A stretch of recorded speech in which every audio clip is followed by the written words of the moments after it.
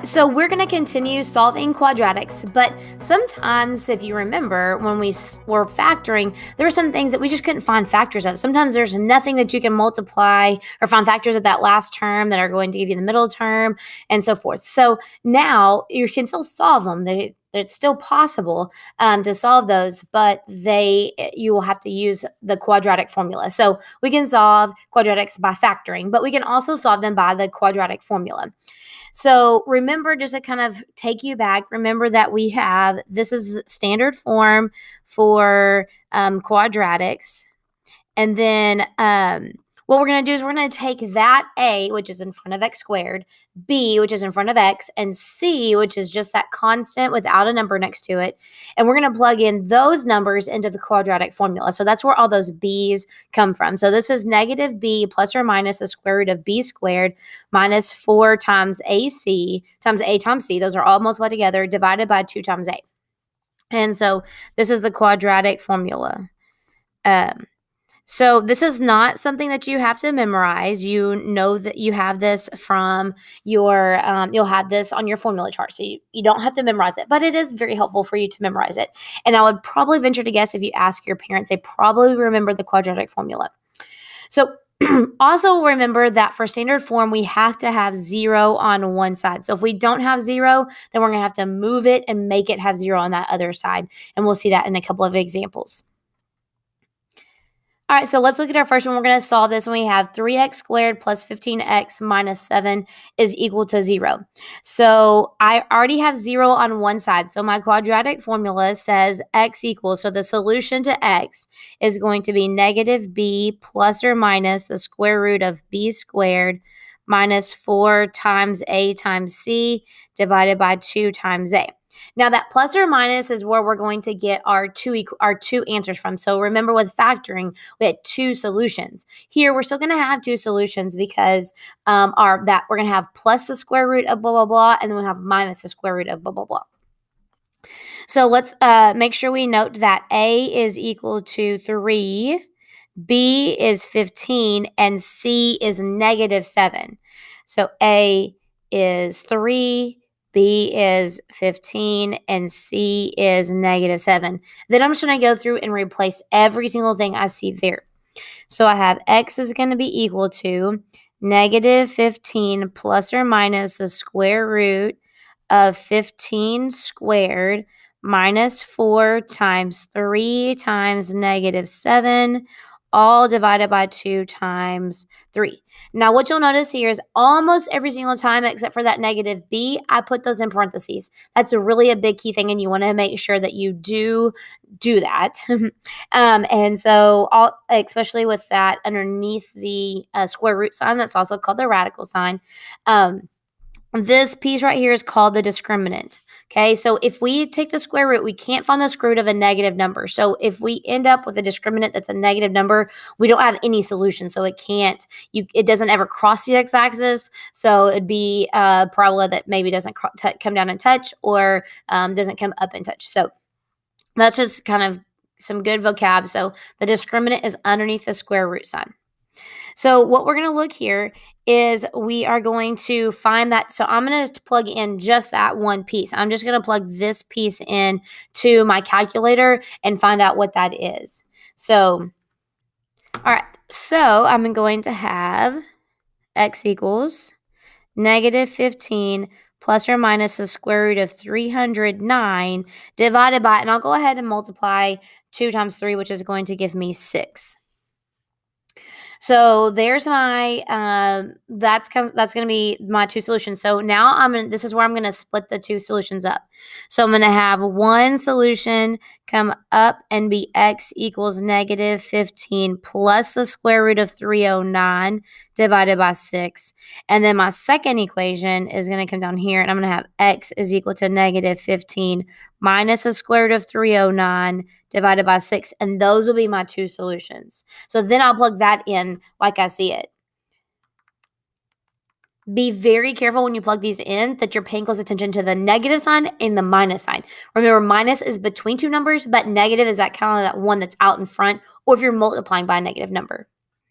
All right, so I have x1. So I named this x1, which is in the black equation at the top. And so I did negative 15 plus the square root of 309 divided by 6. So that is going to give me about, so I'm just going to roughly estimate this. So I'm going to have the little squiggle sign. So this is approximately 0.43. So that's that first one. And then I'll name this one x2, which will be in the light blue here. And I get negative 5.43. So those will be my two solutions there. So positive 0.43 and negative 5.43. So that was rounding up roughly there. So this is, again, an estimated approximate value, because you can't, if you don't have a perfect square, then you can't find that perfect square root and have a nice pretty number. So our second example, which you'll notice here, is that we don't have 0 on one side, so we're going to have to make it be that. So to make that happen, I'm going to subtract 36 from both sides. And so I have x squared minus 5x minus 36 is equal to 0.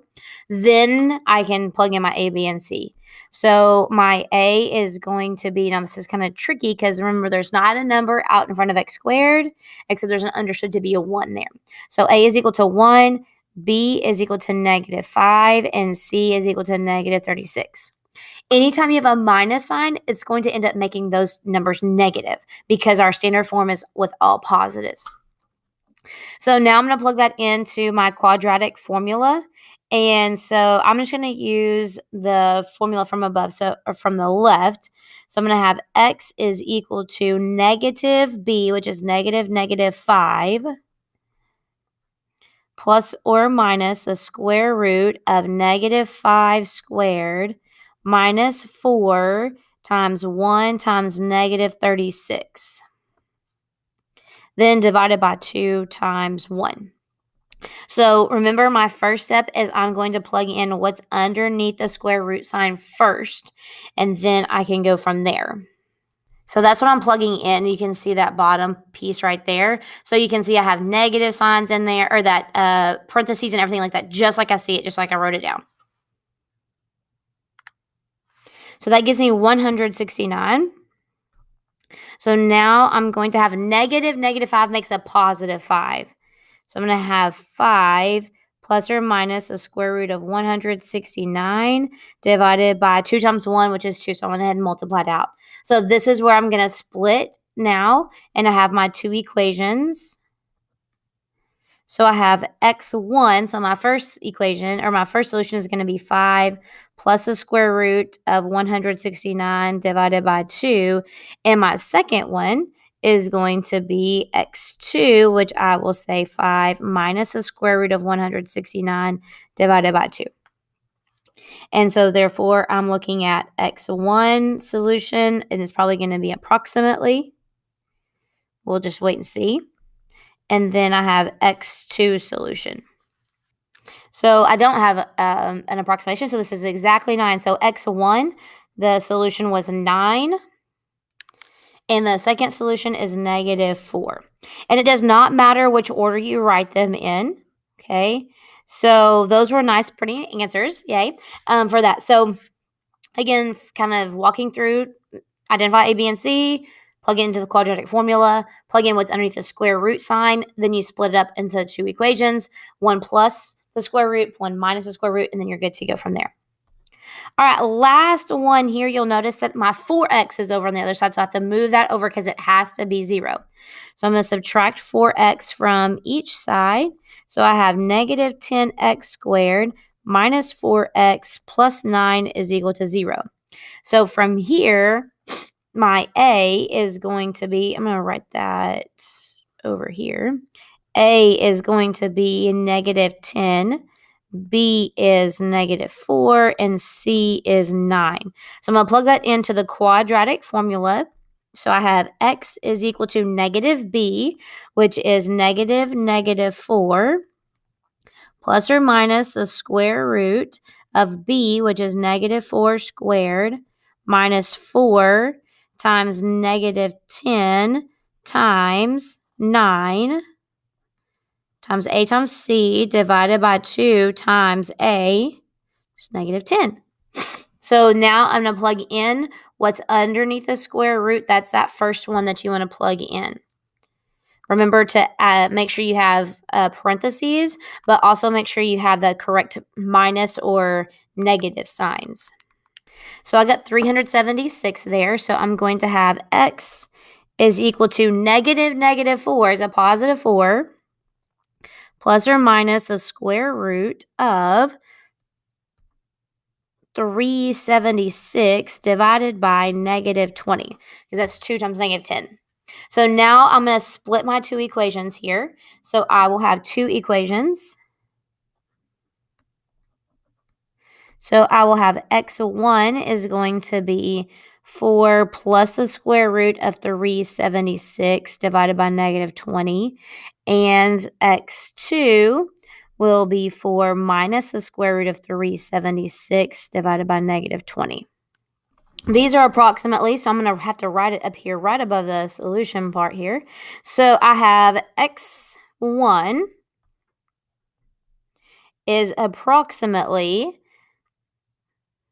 negative 1.17. So I'm rounding up to 2 decimal places.